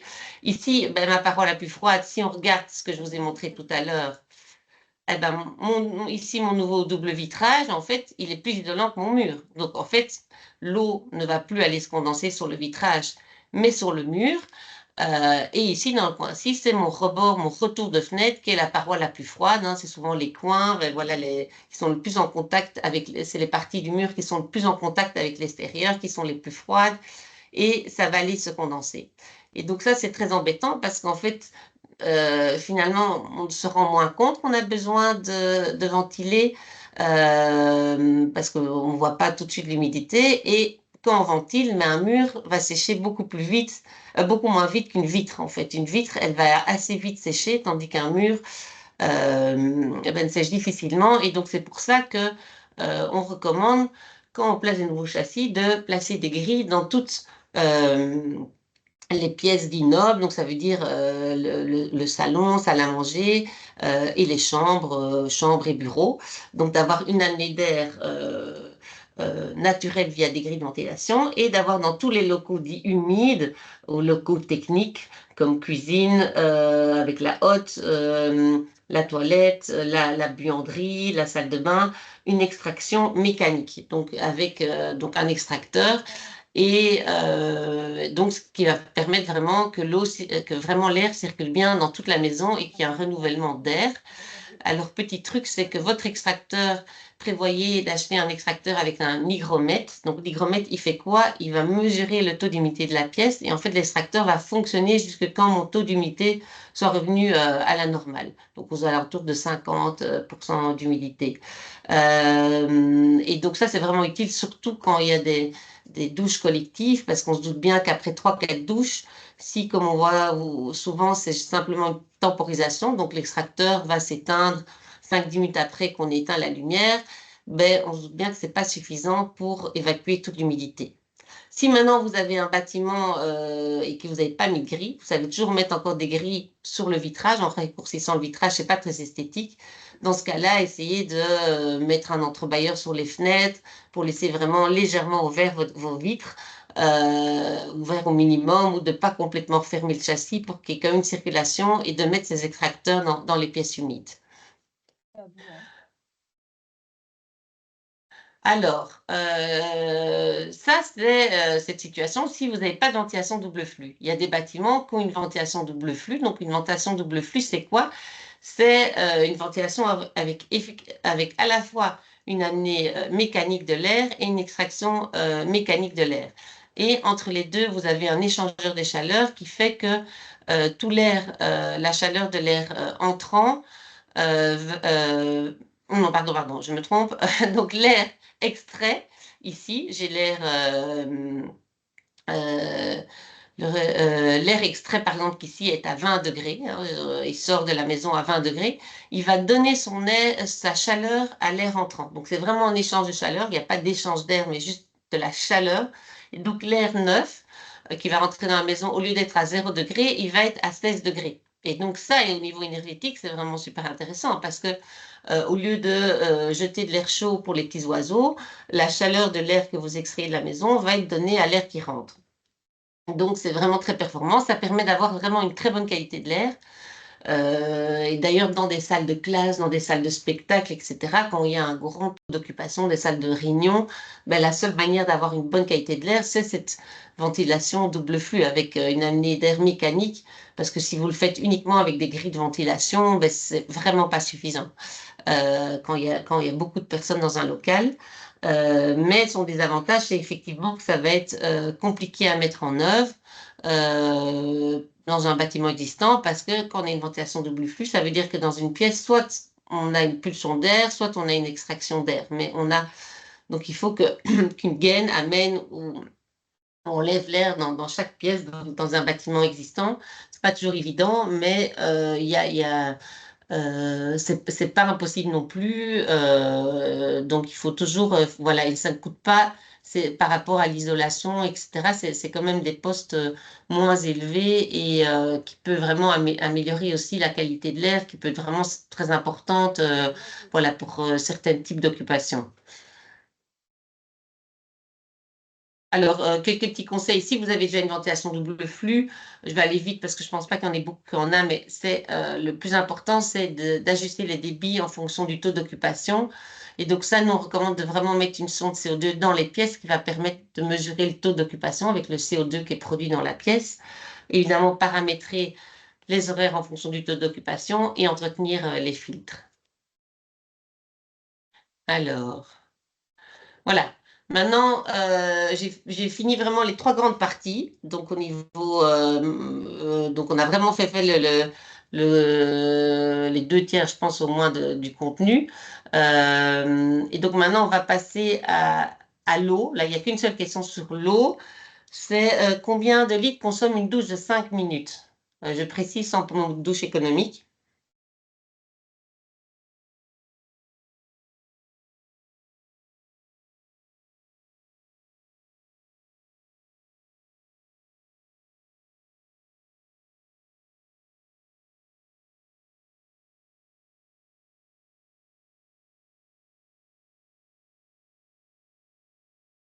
Alors, je vais aller voir les résultats.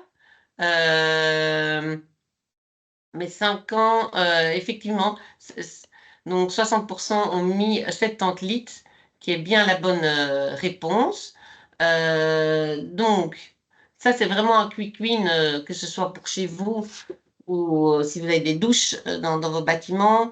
c'est de mettre ce pommeau de douche économique. Donc, il fait quoi le pommeau de douche économique? C'est qu'il va injecter de l'air dans l'eau. C'est un peu le principe du mousseur. Et donc, ça veut dire qu'à confort égal, vous allez gagner 40 à 50% d'eau en moins. Et ce qui est vraiment intéressant, c'est que vous allez faire une économie sur vos factures d'eau, et l'eau devient de plus en plus chère à Bruxelles, mais aussi sur votre facture de gaz, de mazout, d'électricité, en fonction de comment, avec quel vecteur d'énergie est produite votre eau chaude sanitaire.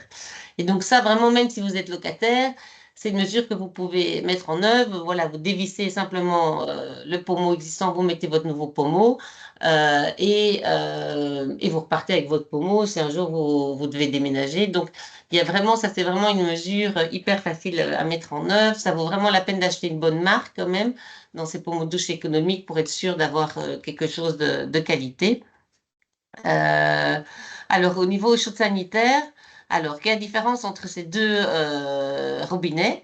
Donc, il y a d'une part ce robinet-ci où il y a mon mitigeur, hein, donc qui est un mitigeur non économique, où donc j'ai vraiment euh, la, la, la, euh, la manette, ou je sais pas comment ça s'appelle, qui est face à moi. Et donc, souvent, qu'est-ce qu'on fait quand on utilise ça? C'est on va la laisser devant soi et par exemple, se laver les mains, mais finalement, qu'est-ce qui se passe? C'est que donc je me lave les mains. Ici, avec mon mitigeur, j'ai un appel d'eau chaude dans mes tuyaux.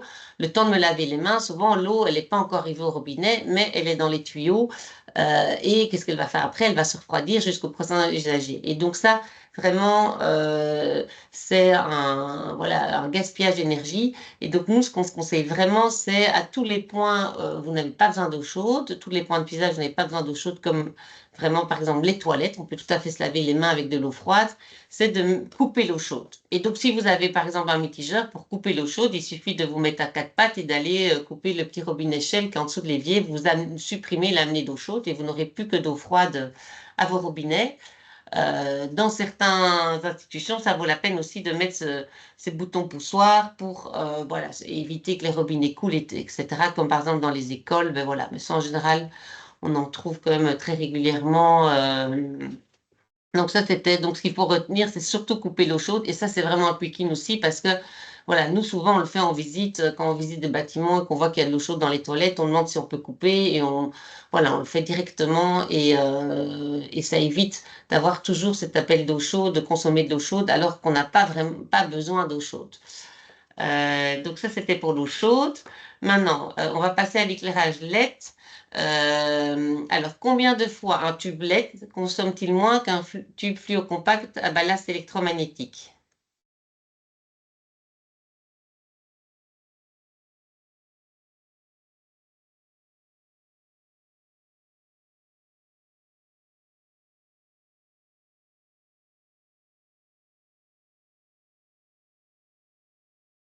Alors, je vais aller voir les réponses.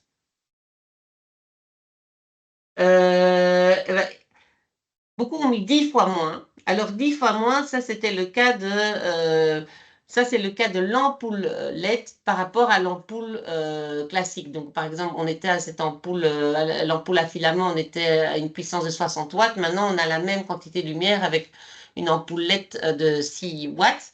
Mais le tube, c'est pas tout à fait pareil. Là, on est à 3 fois moins entre un tube fluo compact parce que le tube, attendez, je vais vous montrer la réponse. Euh, le tube fluo compact, c'était déjà quelque part, c'est la même technologie que les ampoules économiques. Hein, et donc, c'est la même, on va dire, performance que l'ampoule économique, un peu moins parce qu'il y a le ballast. Bon, bref, je ne rentre pas dans les détails. Mais donc, si on ne rend pas place un tube LED avec ballast électromagnétique, donc c'est un peu ces ballasts qui clignotent par un tube LED, on va consommer 3 fois moins, ce qui est déjà énorme si vous calculez un peu la puissance des tubes, le nombre d'heures que vous l'utilisez. C'est vraiment une mesure quick win. Et donc, ici, je vais distinguer relamping et relighting. Donc, le relamping, c'est le cas où vous changez effectivement uniquement votre tube. Et donc, ça, il a beaucoup d'avantages. Évidemment, il est vraiment très bon marché par rapport au relighting, où là, vous changez le luminaire. vous enlevez votre caisson avec vos tubes et vous mettez par exemple une dalle LED, ça c'est un relighting. Donc le relamping, il est meilleur marché, il est facile à mettre en œuvre, hein, il suffit de dévisser, revisser le tube. Euh, et le confort visuel est bon, mais n'est pas aussi bon que dans le cadre, par exemple, d'un relighting avec une dalle LED, la dalle LED, par exemple, quand on fait un relighting, a aussi l'avantage d'avoir une plus longue durée de vie, mais est effectivement plus cher à l'achat et plus cher aussi à la mise en œuvre. Parce qu'il faut démonter le tube, parfois il faut repeindre le plafond, parce que si on change le luminaire, etc. Donc elle est aussi plus chère pour la poser. Après, si vous avez l'équipe en interne, ben, c'est différent que chez vous des sous-traités. Mais donc, en résumé, si vous êtes propriétaire du bâtiment et que vous avez le moyen de faire un relighting, ben, nous vous conseillerez de faire un relighting pour voilà, avoir vraiment une bonne qualité visuelle et une longue durée de vie. Et si vous êtes locataire et que vous n'avez pas beaucoup de moyens, ben, un relamping, ça vous permet vraiment d'avoir déjà d'avoir des bonnes économies d'énergie.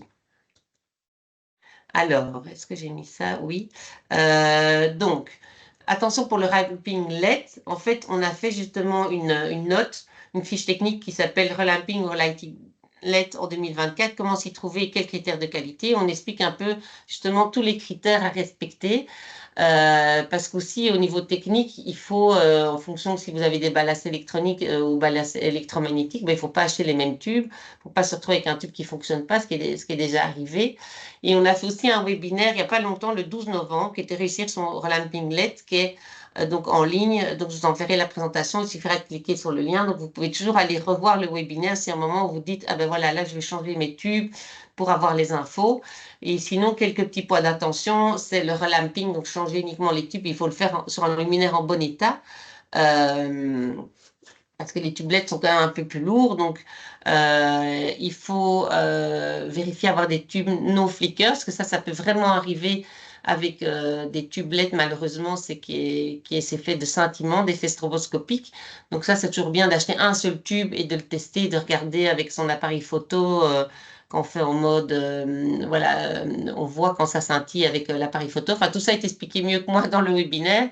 Vérifier la température de couleur, voir qu'est-ce que vous voulez expliquer, qu'est-ce que vous voulez comme couleur, plutôt couleur chaude ou froide. Attention à ne pas prendre une couleur trop froide avec le LED, évitez les 6000 Kelvin, mettez maximum 4000 Kelvin.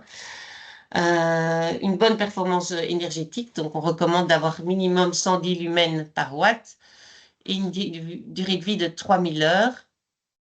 Donc, et enfin, attention au niveau d'éclairement, d'avoir une bonne homogénéité de la lumière. Il faut savoir que quand vous faites un relighting ou un relamping, n'hésitez pas à nous envoyer les fiches techniques qu'on vérifie. Et surtout les relighting, de bien demander une étude Dialux où on voit l'homogénéité de la lumière, la quantité de lumière. Donc ça, on peut aussi vérifier ça pour être sûr que ce soit de qualité.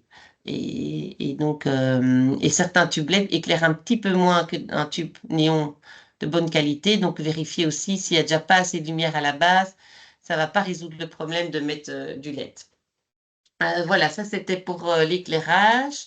Ah oui, peut-être encore quelques remarques de base en éclairage, mais ce qu'à éviter, c'est l'éclairage en direct. Évidemment, au niveau énergie, en tout cas, c'est pas la bonne solution. On éclaire le plafond et pas la surface de travail. Les caches au palin qu'on voit souvent encore, pensez aussi à les nettoyer. Donc là, il est vraiment temps de bannir tous les halogènes et incandescentes si vous en avez encore. Et alors, évidemment, Quick Win, c'est la régulation. C'est à nouveau éclairer uniquement quand on en a besoin. Et donc, ça, pensez à mettre des détecteurs de présence aux minuteries. Et alors, petit truc, hein, dans certains cas, il faut mieux placer des détecteurs d'absence. Et donc, c'est quoi un détecteur d'absence? C'est, lui, il va s'éclairer seulement si l'occupant pousse sur l'interrupteur, l'éclairage va se mettre en route et il s'éteint quand il n'y a plus personne. Et donc, par exemple, si je prends une école où j'ai des grandes fenêtres et donc on est en journée comme aujourd'hui, ben, en fait, j'ai assez d'éclairage naturel pour mon couloir. Et ce serait un petit peu bête d'avoir un détecteur de présence qui, dès qu'il y a un élève dans le couloir, ben, l'éclairage s'allume alors qu'on n'a pas besoin. Tandis que si j'ai un détecteur d'absence, c'est seulement quand il va faire nuit que là, ben, quelque part, on va dire, ah ben tiens, on a besoin de lumière, ou s'il fait très noir, s'il fait vraiment très sombre. Et donc là, l'usager pousse sur l'interrupteur et la lumière s'allume et va s'éteindre quand il n'y a plus personne. Donc ça, c'est le détecteur d'absence. Alors maintenant, on passe aux appareils électriques. Alors, 1 centimètre de givre dans un congélateur équivaut à une perte de combien de rendement?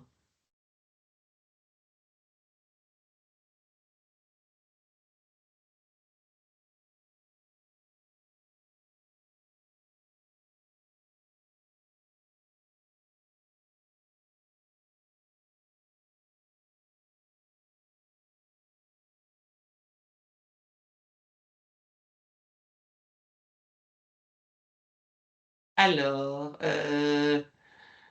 30%, ben non, c'est pas la bonne réponse. Donc, personne, je pense, a donné la bonne réponse, que 75%. Donc, 75% pour 1 centimètre de givre, ça c'est vraiment beaucoup. Ça veut dire que mon congélateur, il consomme quasiment 2 fois plus alors que j'ai qu'1 centimètre. Et on sait bien que parfois, on peut facilement arriver à plus d'1 centimètre. Donc, ça, c'est vraiment une petite mesure quick wins parce que les congélateurs, ça consomme beaucoup. Produire du froid, voilà, on sait que ce n'est pas des petites consommations parmi les appareils électriques d'une maison. C'est de dégivrer le congélateur. Euh, et aussi, petit conseil de ne pas, si possible, ne pas le passer à côté d'une source chaude. Donc, quand c'est possible, voilà, et ne pas, par exemple, ne pas le placer à côté d'un vieux four qui perd beaucoup de chaleur ou à côté d'une fenêtre où en été, ça tape le soleil ou alors on pensait à mettre un store. Donc, ça, c'était pour le frigo et congélateur. C'est idem pour frigo, congélateur, source chaude. Alors, encore une petite question.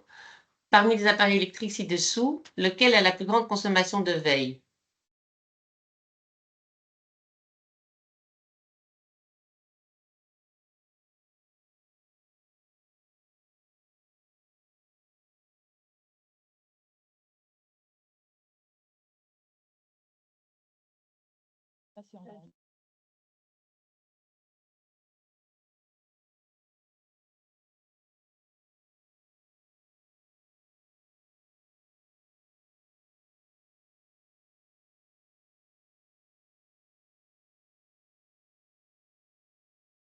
Eh ben, super, c'est bien effectivement le routeur qui a la plus grande consommation, donc il y avait 60% de bonnes réponses. Ici, c'est un petit tableau qui provient de l'Office fédéral de l'énergie en Suisse, qui date de 2015, consommation veille dans le secteur des ménages, où j'ai mis en jaune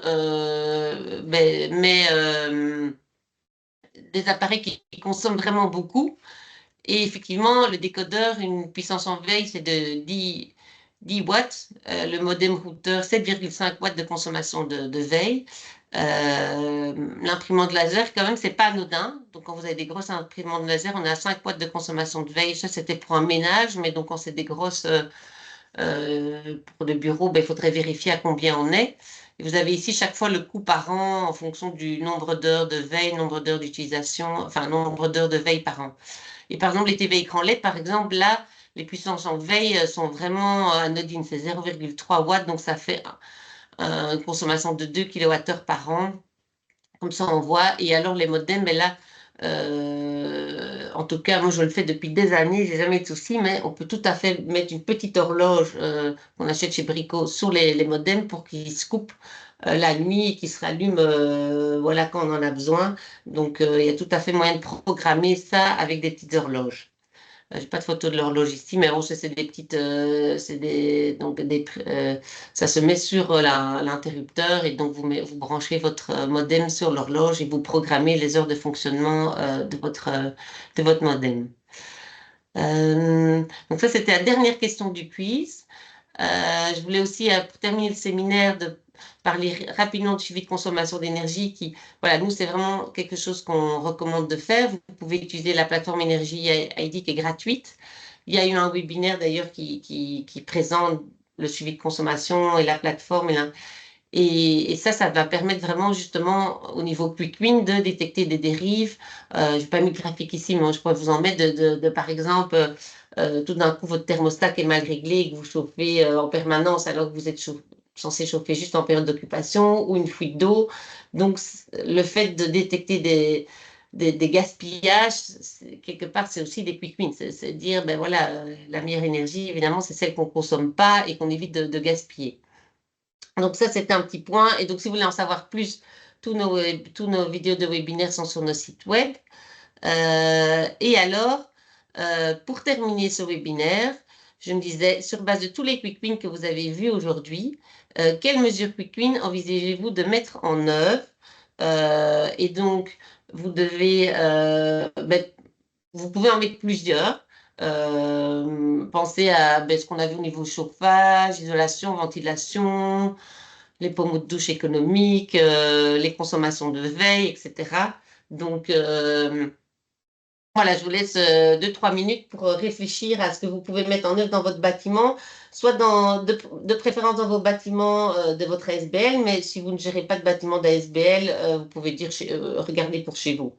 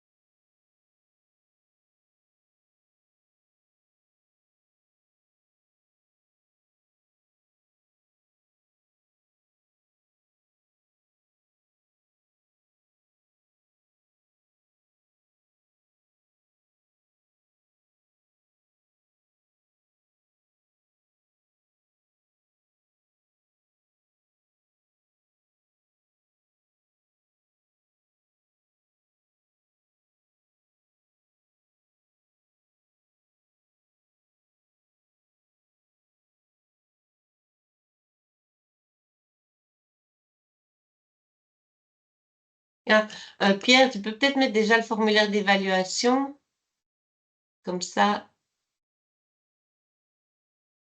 dans le chat. Je crois que tout le monde est encore connecté. Euh,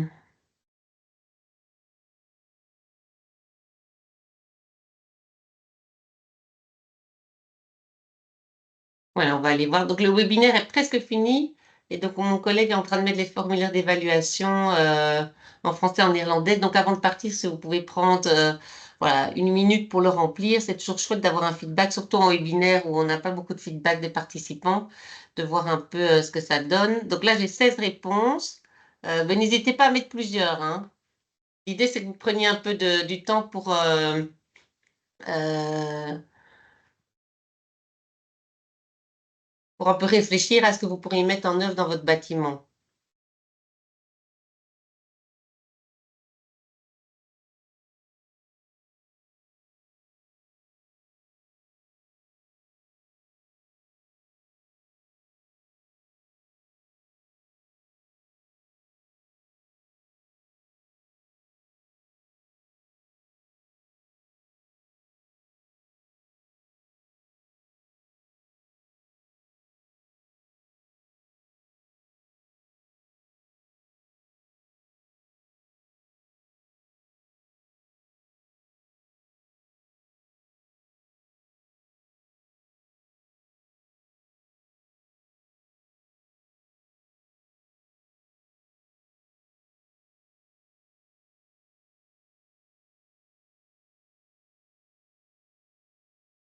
Donc, si vous voulez en mettre 5, c'est très bien, hein. Vous pouvez en mettre autant que vous voulez. J'ai à 16 réponses, donc presque tout le monde a répondu. Donc, on peut aller voir un peu ce que ça donne. Je crois que c'est comme ça, nuage de mots. Ah, ben super, en fait, il y a plein de mesures. Je voyais que, donc, effectivement, il y en a pas mal qui ont mis plusieurs. Donc, qu'est-ce qu'on voit? Conduite chauffage, je découvre en même temps que vous, hein. Euh, Pommeau de douche économique, vérifier réglage chauffage, ventilation hydro-réglage. aéré, Verluchten, donc, Panen, réflecteur, chauffage, légèvre, congélateur, baisser d'un degré, radiateur. Oui, il y a beaucoup de mesures qui reviennent. Donc super, mais en tout cas, je crois que isoler les conduites de chauffage, etc., ça c'est isoler les conduites utilisées. Donc voilà, mais donc l'idée ici, c'était c'est chouette que vous ayez déjà, voyez déjà des mesures que vous pouvez mettre en œuvre, qui sont réalisables. L'idée ici, c'est de se dire, c'est bientôt, on est bientôt au début de l'année, il y a toujours les bonnes résolutions de début d'année.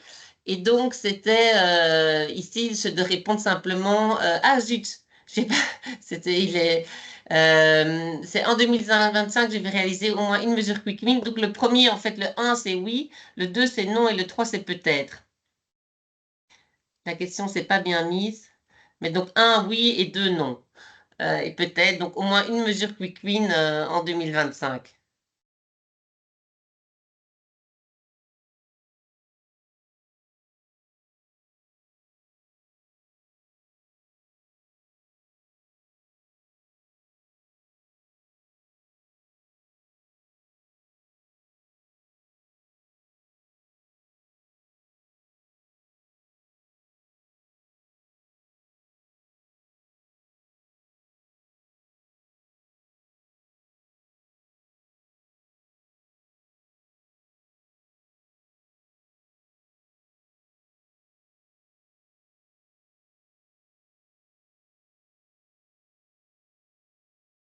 Alors, 10 personnes seulement. Mais n'hésitez pas, hein, si vous dites non, c'est pas grave, hein, mais comme ça, on voit un peu.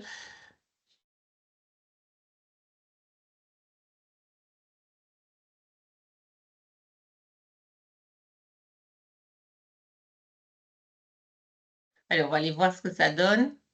Alors, super. 91% de oui et un peut-être. Personne n'a osé dire non. Donc, ou alors ils n'ont pas répondu. Donc, et donc voilà, ben super, comme ça fera déjà voilà, quelques petites mesures d'économie énergie efficaces, parce que c'est ça vraiment une mesure quick win, hein, c'est vraiment une mesure qui est facile à mettre en œuvre et qui vraiment a des temps de retour qui sont courts. Comme je vous l'ai dit, n'hésitez pas à faire appel à Bruxelles s'il y a des questions, par mail ou par téléphone, ou vous inscrire à notre service via notre site web. J'ai mis toutes les coordonnées ici. Donc, il y a notre site web pour vous inscrire directement à nos services pour une visite de bâtiment. Si vous avez juste une question, il y a notre helpdesk par téléphone ou par mail. Donc, n'hésitez vraiment pas. Donc, nos services sont gratuits. Donc, on est vraiment là pour vous aider voilà, à améliorer la performance énergétique de votre bâtiment. Petit rappel dans le chat, il y a le formulaire d'évaluation. Donc, merci de le compléter encore en séance. Et s'il y a des questions, ben, voilà, on a encore un peu de temps pour répondre aux questions.